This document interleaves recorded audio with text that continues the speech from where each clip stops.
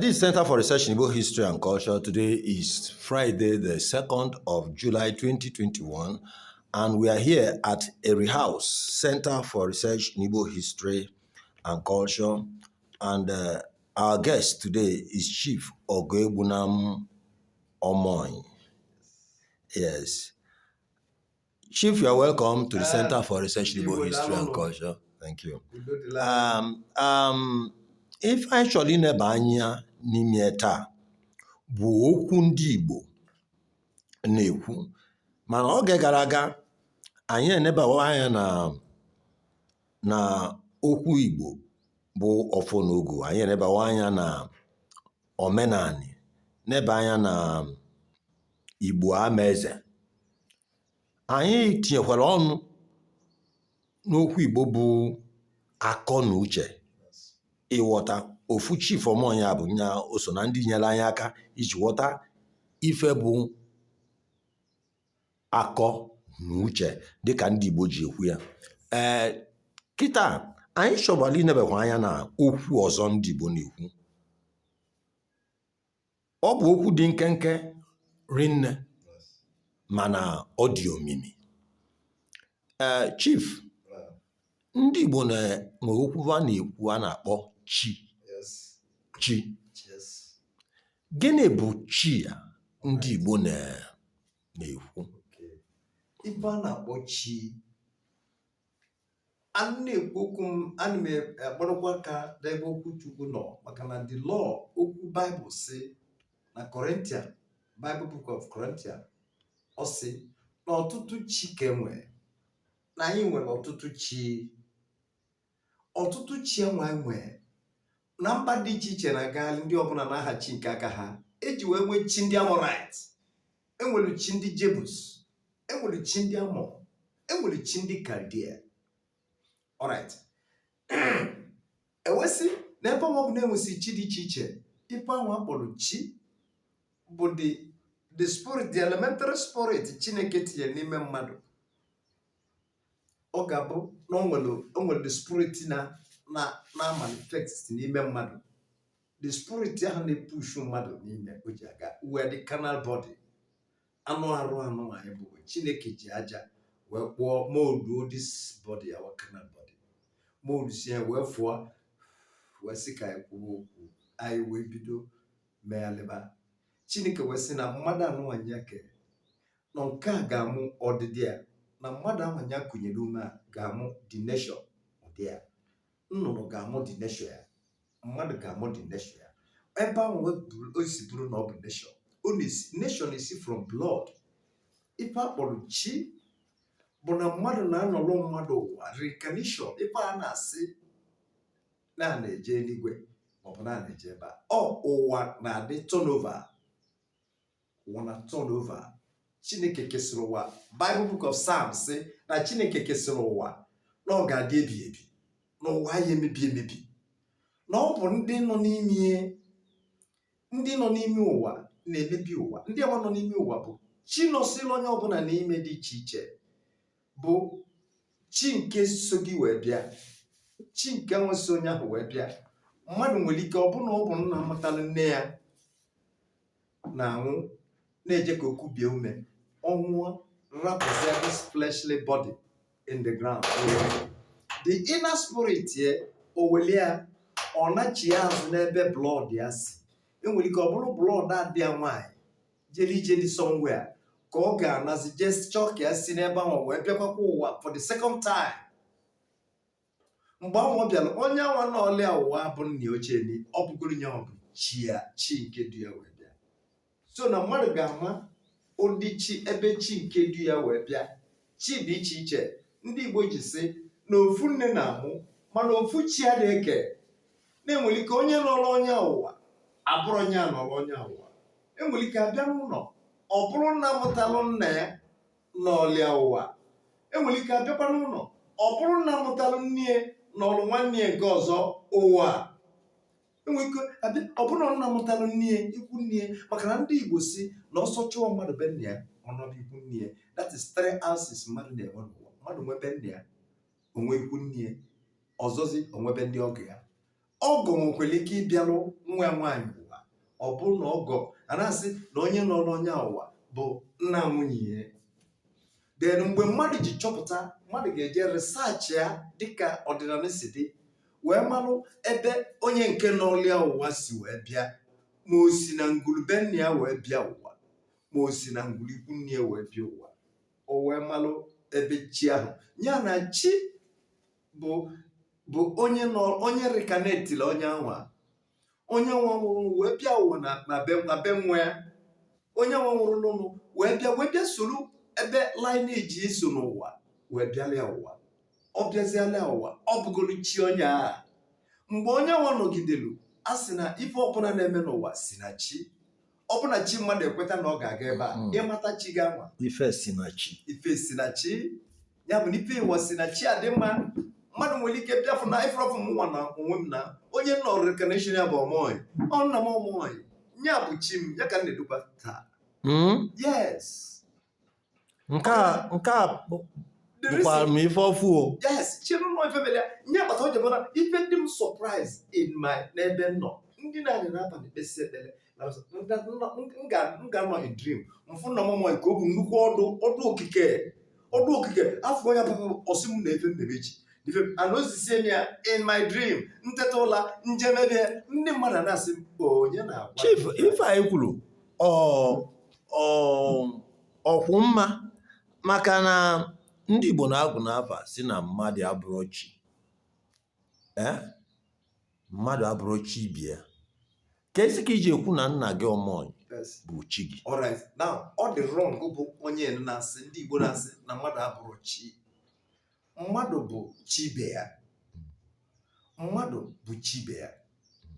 Ịghọtago? Onye asụsụ Igbo ọ na-asị na mmadụ abụrụ chi. Mmadụ abụrụ chi gị bụ abụrụ okwu. Mmadụ bụ chi ibe ya. Ife mere o ji bụ na mmadụ bụ chi ibe ya bụ na mmadụ ga-anọrọ mmadụ ụwa. Ịfụkwa onye ahụ nọrọ ụwa, onye ahụ na-ebihave ka anyanwụ n'onwe ya. Ọ bụ na the spiritual life, the spiritual movement ka o were pass ya n'ebe onye ahụ nọ. So ana onye ahụ na-adị ndụ anwa, ndụ ya niile ga na-abụ ife onye ahụ na-ekwu. Apụtasị gị nọ ebe ọ zọrọ ụkwụ bụ chie na ebe akọ zọrọ ọ na-azọ. Anọ nyanwa due. Ana mgbe onye nwa ga-eji mara onye nwa bụ chie n'ọlịa ụwa, ijere je eme sacrifice wee chụpụli aja dịka culture si dị, ọpụta ife oduo gị. Bible Corinthians ji sị na aja ndị mba ọzọ na-achụpụ nakwa na-achụpụli ya ndị nwụrụ anwụ na ndị mmụọ. Bible always says the Bible. Bible sị na aja ndị mba ọzọ na-achụpụ nakwa na-achụpụli ya ndị mmụọ isi na ndị nwụrụ anwụ. Ọ ife Bible kwuru n'akwụkwọ Corinthians unquote. See, so na Corinthians si na aja ndị mba ọzọ na-achụpụli ya ndị nwụrụ anwụ. The Bible the dead. That day, the dead, they are walking. Melo jibu na mmadụ nwere ike nwụọ enisie na background. Ọ pụta ọ na-enye nsogbu. Mgbe ọ na-enye nsogbu, asị na ka eje kwụọ anya ka ọ nọ nwere ife ome nọ nke eje apụta je mesie ya des akụọ ya ka mgbe a kwụsịrị aka ife niile ahụ ọ kwụsịkwa.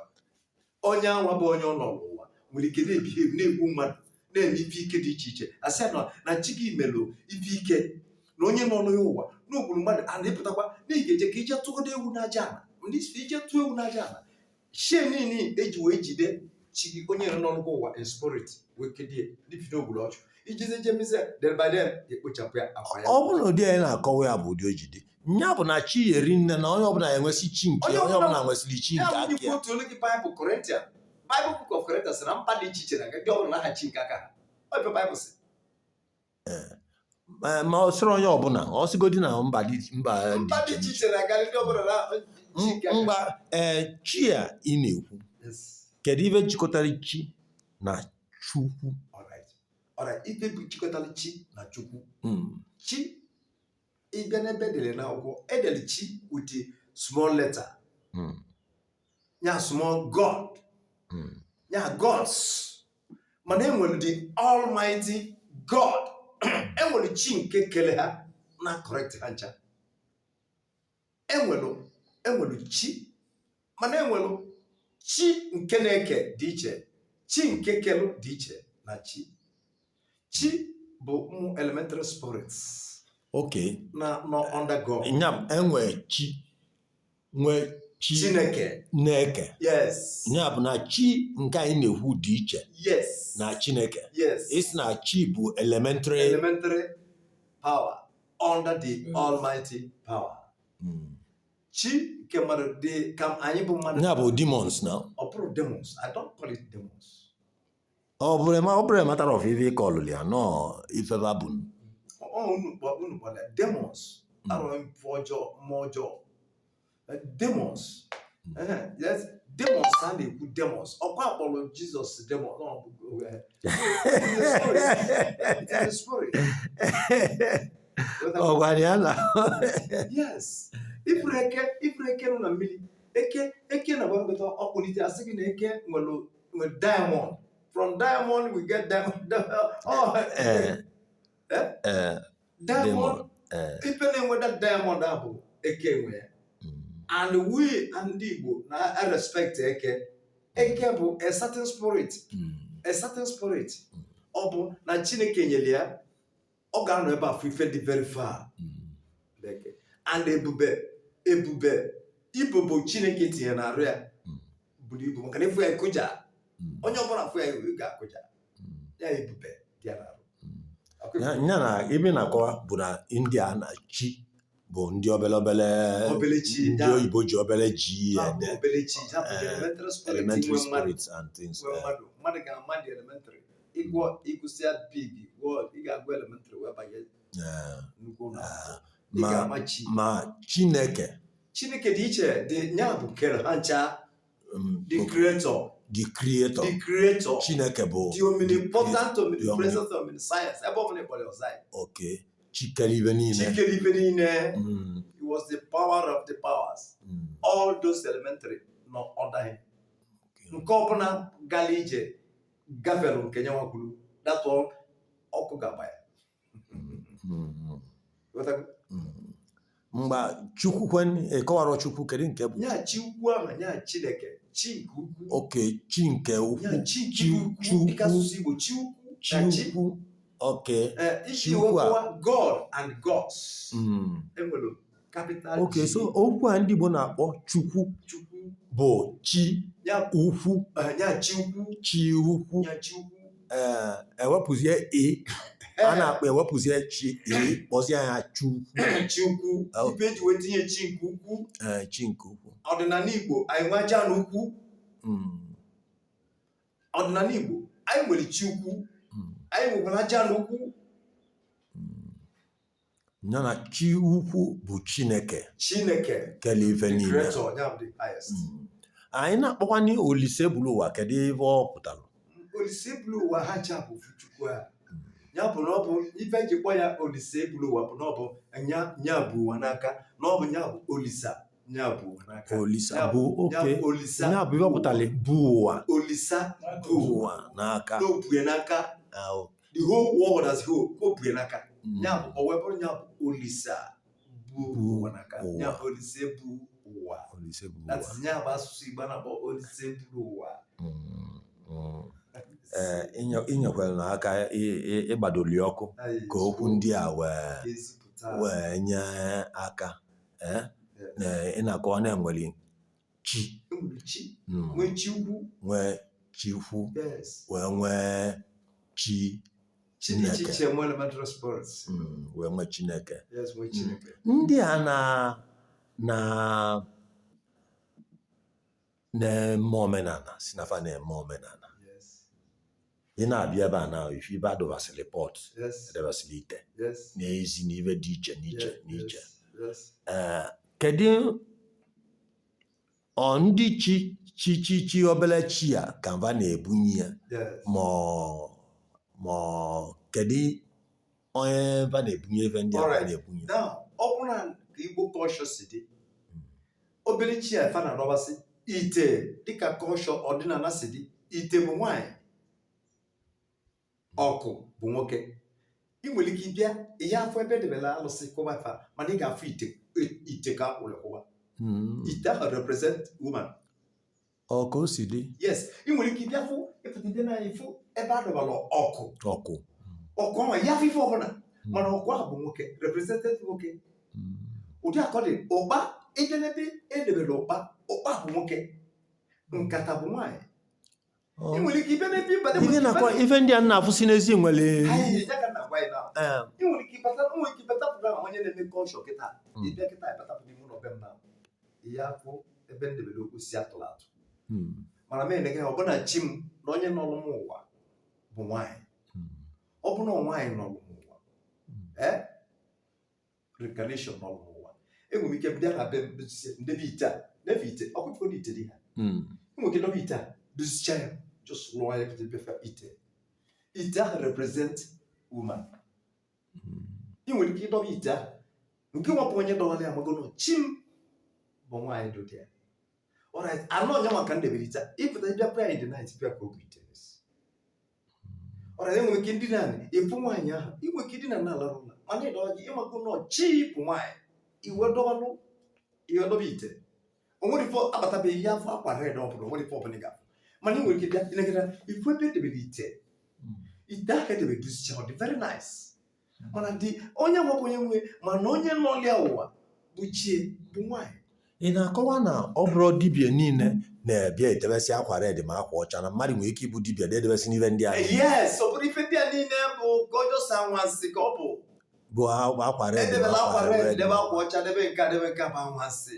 O nwere ka spirit nwee, o nwere spirit nke bụ sọ white ka ọ na-eyi.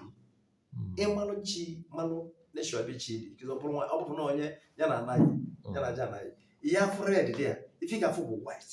Ma ọ bụ na aja ka nya na ya. Ọ bụla aja na ka ya na bụ nene ife ga-afụ white.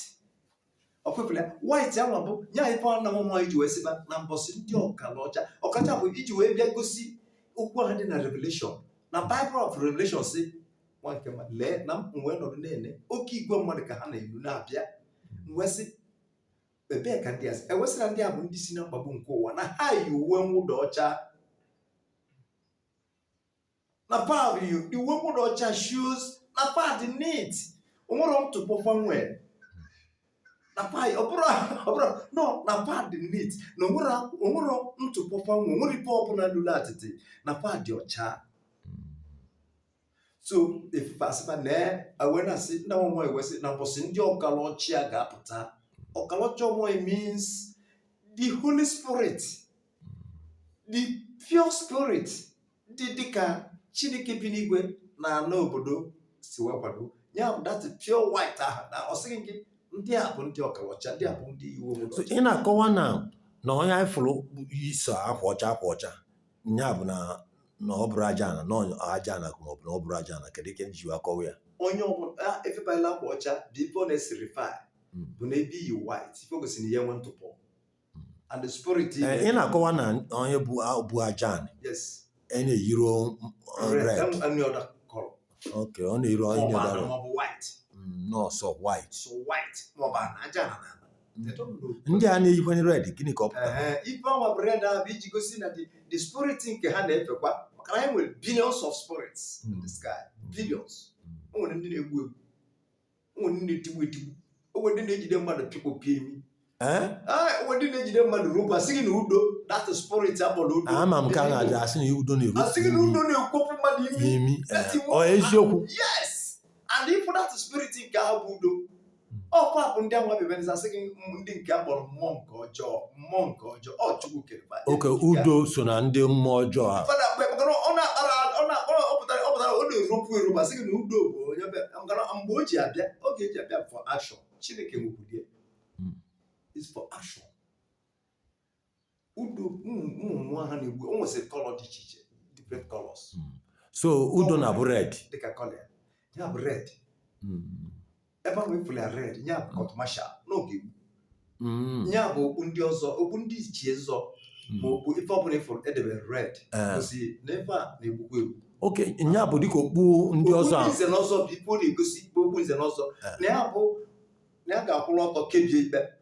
Nya bụ ife ọ na-egosi. Yes, ana onye a na ugwu ọzọ a okwu n'isi na onye ikwu pịam okpuru pịam a na-atụ ya maka na ọ bụ iyi n'isi. Ma ndị mmadụ na-ekpuru okpu ọzọ a kịta na-ekwu ya bụ ife ahụ alụ anyị ji asị ka anyị pụta ife ka anyị mara ife ọ bụ. Onye ọbụla obodo anyị tradishọn afọ onye ọbụla na-echiri ọzọ ka okpukpere ejide ya asị gị bịa bịara criminal ebee ka isi chi ọzọ ịsaga ile ndị nze na ọzọ bụ ndị okenye obodo ga-abịa wee sanụ gị ile iwe nọdụ wee gụọrụ gị iwu dị iche iche na iyara egbukwa mmadụ iyara echekwa mme mmadụ ife a na ya bụ ebe eziokwu dị si na asị ya bụ ebe asị ndị nze na ọzọ a na-ekwu okwu mme na-aka na-alụ ụlụ ana ka na-ekpe ikpe awịwọ gịnị ka ọ pụtaziri ya bụ ife ọnwa pụtara bụ ife a Baịbụl sị mgbe ọbụla ị ga-eji wee fụ ife na-akpata ịtọgbọrọ n'efu ka ha na-eguzo n'ebe nsọ mgbe ahụ onye na-agụ agụ ya tụgharịa uche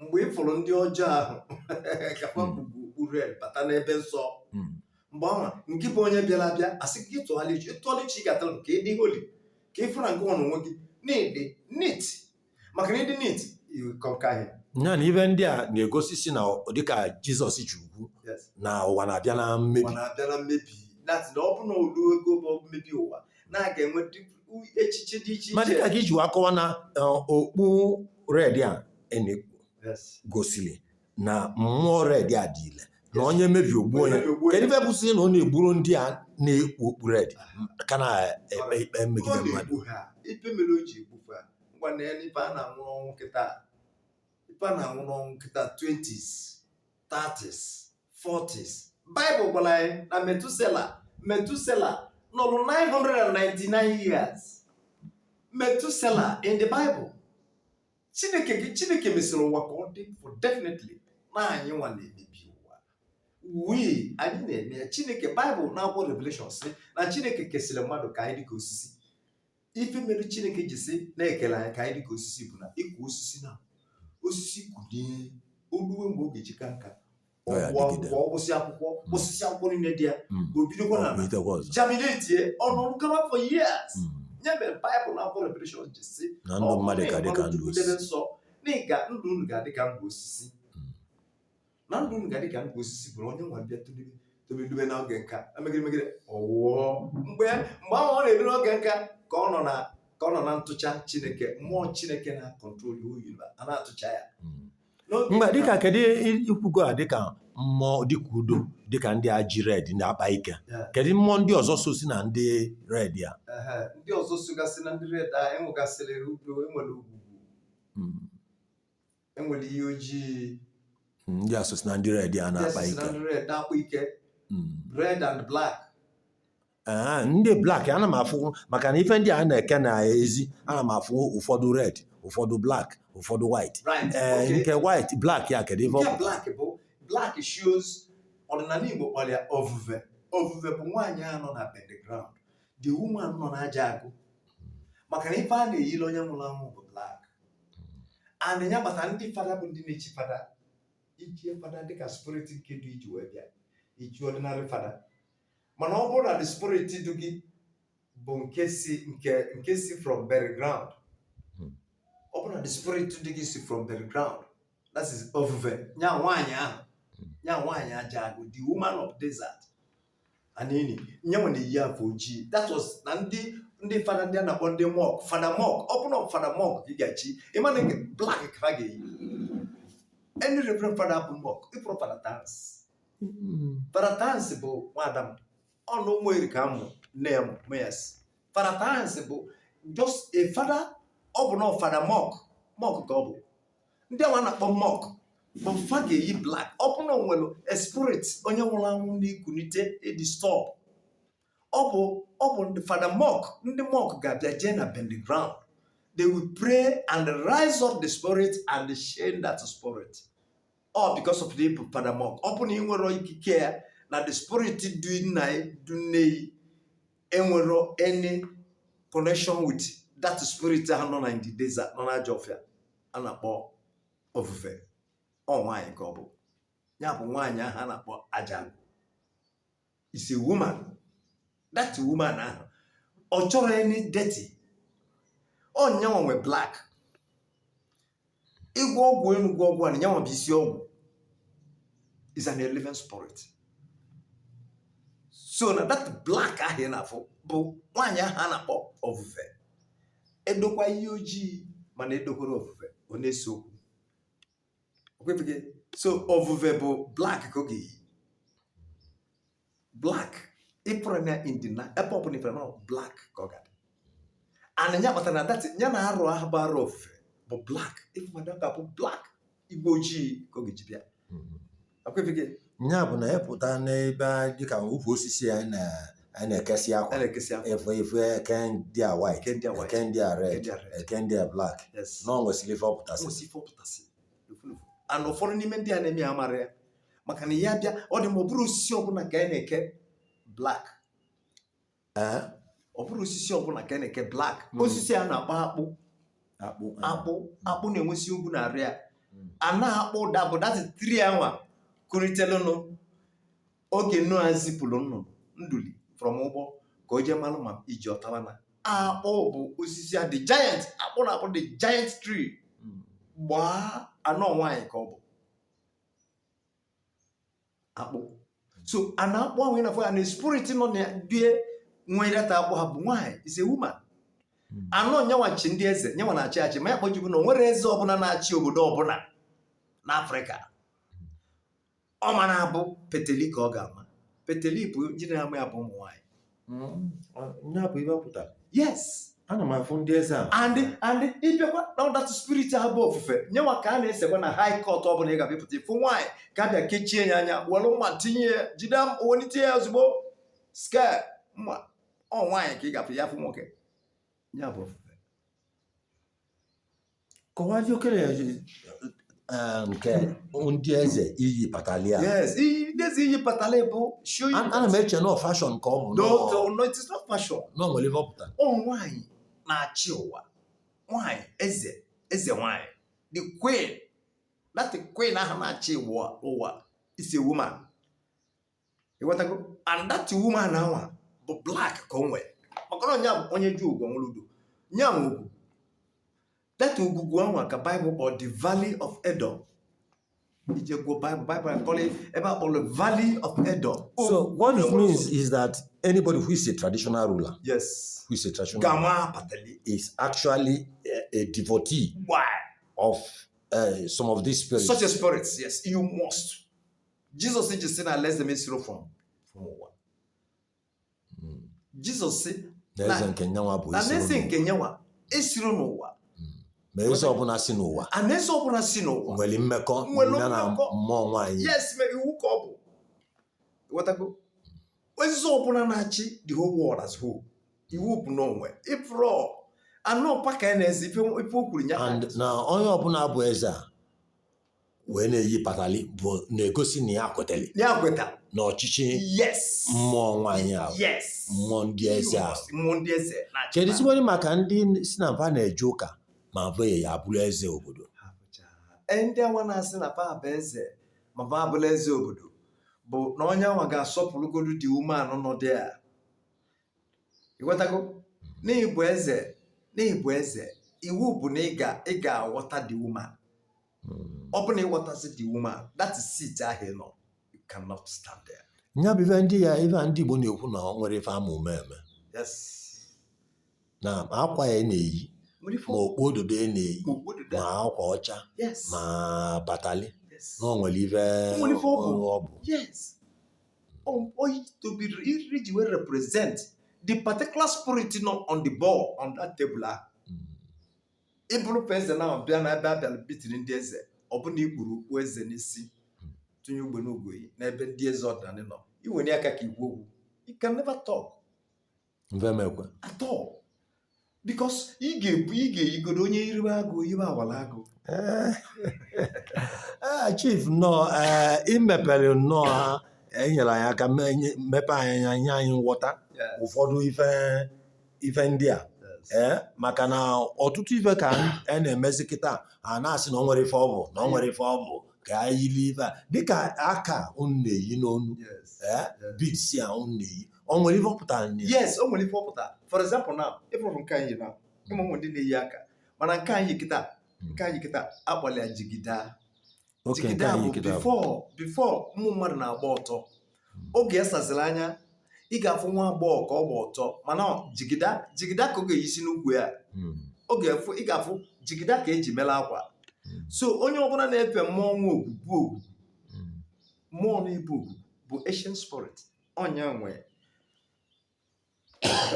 nwe jigida ifeke okay aka na onwe ya kwa bụ ndị ichie that is aka bụ ndị ichie onye na-efe ndị ichie nwe egwu maka ebe ọbụla ifuru ichie nwoke ka ị gafe ichie nwaanyị ụlọ ọbụla ifuru nwoke ị gafe nwaanyị ọfịs ọbụla abịara ọbụla so nwoke ya not at all iwu bụ na nwaanyị nwoke nọdịa nwaanyị nọdịa ọ ife Chineke kele ịmakwa na aghọtara m na ife anyị yi n'onu bụ jigida afụbe m mmadụ iyi jigida n'onu mbụ amarụ m na onwere ife ọ bụ na ekwutere ya aka ma ya mara ọnụ ahụ ụfọdụ na-afa je na Benin arụsị afọ kamsa ụfọdụ ndị be anyị ghọtara anasịghị nka fa amarụ na ọ bụ the spirit a is woman ya ndị a na-ejesi na-abịa gosi ebe ịdị dị iche n'iche isi ya na o nwere ife ọ bụ ka nna gwa anyị ọdụstin o nwere ife ọ bụ o nwere onye ga-agbapụta kịta ọbụna nna ya chiri echichi niile ha ọ bụrụ ife ọsọ ife ọ ga-eme bụ ọ ga na-ekpele onwe mana ịbịa na palị ya ifu ebe edebere okpu red debe ụfọdụ edebe ọdụ enyi a ifu ya ka ụfọdụ aka abụọ ya na diadọ ịbata n'ụlọ ị na-eche ebe edebere alụsị ị na-abata n'ụlọ ịfụrụ ka atụrụ nna ya ka atụrụ enyoma efuli ya na-enye anya efuli ya dị a o buru ọnụ n'aka ka na-echesa ibe ọkụ dị ebe adọbara ọkụ dị ma gị furu n'ụzọ ma gị furu ya n'ụzọ